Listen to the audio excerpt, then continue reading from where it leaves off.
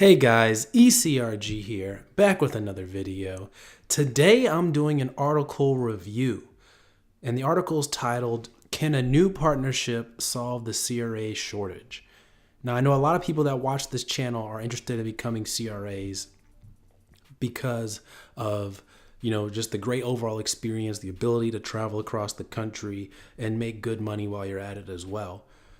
But there is a huge shortage of CRAs in the industry, and it can be felt from everywhere across a CRO.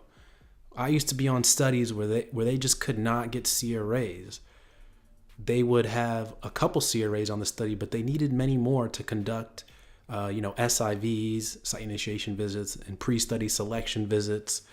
All these type of visits that CRAs do.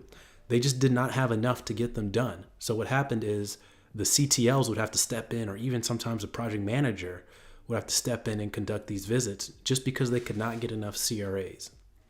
Now, a lot of companies are starting to do training programs throughout the year, but that stopped in 2017 for the most part because of all of the condensation of companies in the clinical research space. But now there's not much going on in 2018, so these are starting to pick back up again. And you're going to see, if you're looking on Indeed or just looking around on LinkedIn or looking for the job in clinical research, you should see CRA training programs start to pop up, and even entry-level CRA roles that people with no experience can get in to be a CRA. Now, entry-level CRAs, it can be confusing because that could mean anywhere from literally zero experience to up to 2 years of clinical research experience. And that's an entry-level CRA. That's something that I don't like that the industry does, because typically entry-level means no experience. So they should just call it a CRA 1 instead of calling it entry-level CRA. But that's neither here nor there.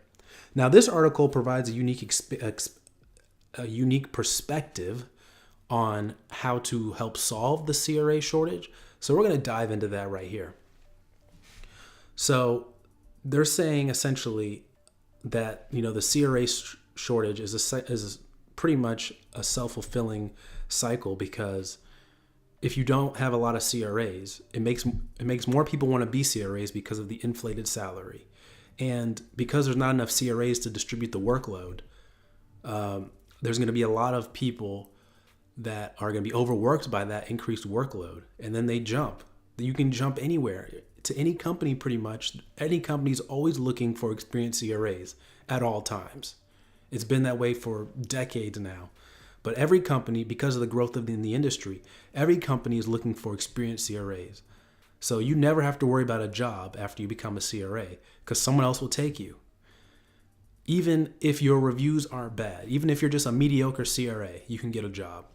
And that's good. That's a good field to be in for the employee. That definitely benefits the employee. And I'm all for empowering and benefiting the employee. So this article is essentially saying that because those people are overworked, they leave and they go to a different company, and then companies have hard times filling that role. So it's a self-fulfilling cycle. And then someone else comes in, they're overworked, and then they leave also. So there's a lot of turnover in the CRA space, which I think, again, is good for the employee, but it's bad for the sponsor when you want something done. When you want to do stuff, you want to be able to go fast. You want to have your foot on the gas and be able to go fast. And the only way to do that is to limit turnover, essentially have no turnover.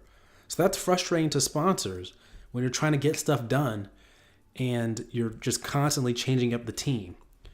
So there's a new partnership coming out, it's called In Awe. It was formed between the collaboration of VRS, SEC Recruitment, and IAOCR, which is the International, Association of Clinical Research.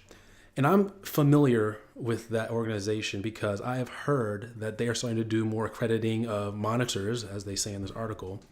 And I know some companies are using them already. I believe Syneos Health is one of them, to help accredit their monitors. And what that essentially says is you have a certain competency level if you get this accreditation. So it's good because I've talked to some people at Syneos, and they say that the company pays for it, and it's basically included in your training, which is good because that goes with you throughout your career. That's something forever. So you get some letters behind your name, which is awesome. So I'm sure we're going to see a bunch of other organizations start to adopt this as well, this training metric, because once you get it, it makes it a lot easier to sell yourself to a sponsor as well.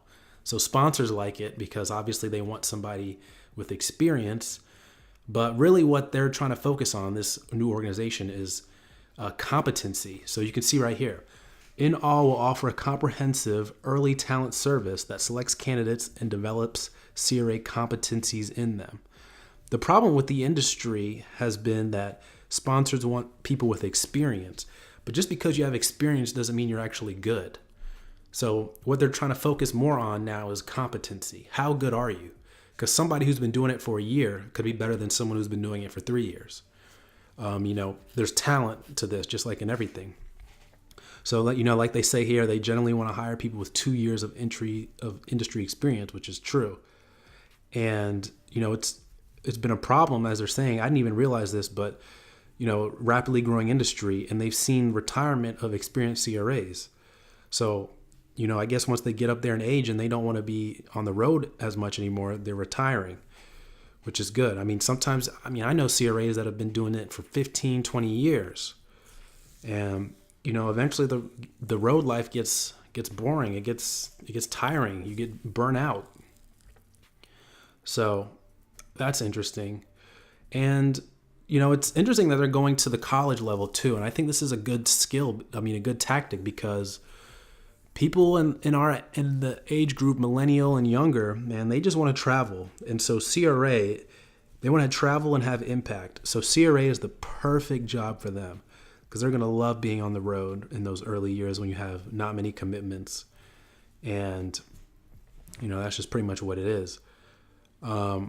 But really the program is just going to essentially make sure that you have the right competencies to become a CRA, a qualified CRA.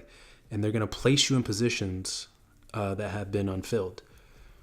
So, can this actually work? And, I think it can work if the sponsors want it to work, because the sponsors dictate everything. They're writing the check, so they pretty much are going to dictate what happens. So if they accept people with this certification and say, hey, you guys are competent enough to monitor, then everything is going to be all good. It's really the sponsors that are dictating this. CROs would create more training programs if they could get the sponsor to approve of them with 6 months experience, a year of experience. But sponsors have clamped down and said, we want 2 years experience, industry experience, before anyone can become a CRA. So that's what it is right now. That's why it's so hard for them to get new talent. Even though so many people email us at eliteclinicalgroup@gmail.com all the time wanting to be CRAs. Everyone wants to be a CRA. That's part of the reason why I even started this channel, was to help people get into the CRA role. But that's just one of the things. Everyone wants to be a CRA, but it's very hard to become a CRA. You've got to put your time in. You got to do 1 to 2 years. Maybe you can even get lucky with 1 year if you get into a program, which are very competitive and hard to get into. But once you do 2 years, then a sponsor is more likely to accept you. So that's pretty much what this boils down to. Will the sponsor accept you? And that's why they're building this training course, because they want the sponsor to be able to accept you. And they're going to build it based on competencies. Because experience, that's going to take 2 years, but this training program could take 6 months for you to become competent enough. 6 months, a year, could cut the time in half. So, and then they also go on to talk about in this article, universities can help with the problem.